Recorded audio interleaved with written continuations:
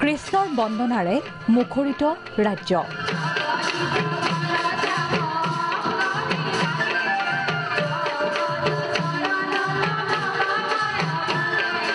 অনন্য ৰূপত মাজুলীত মহিলাৰ ৰাস।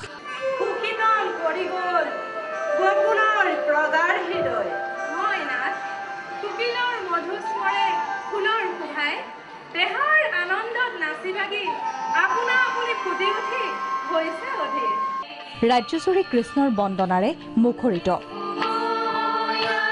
শ্ৰীকৃষ্ণৰ ৰাসলীলাৰ বাবে উখল মাখল পৰিৱেশ। ৰাস বুলিলে মাজুলী। পুৰুষৰ অভিনয় নহয়, এইবাৰ মহিলাৰ অভিনীত ৰাসে মহিলে মাজুলীবাসী।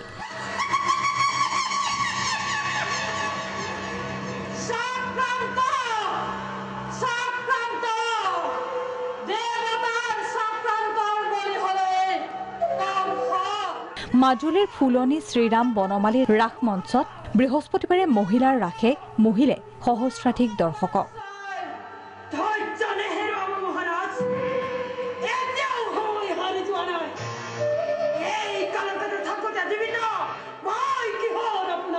প্ৰতিটো চৰিত্ৰত অভিনয় কৰিলে মহিলাই।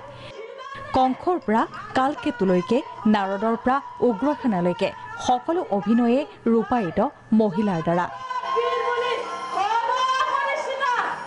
নন্দৰ ঘৰত লগোৱা ৰামধনুৰ চৰিত্ৰই মুগ্ধ কৰিলে প্ৰতিজন ৰাস প্ৰেমিকক। নিউজ চেনেলটোক ধন্যবাদ জনাইছোঁ। আমাৰ মাজলৈ আহিছে, অনুভৱ খুব ভাল।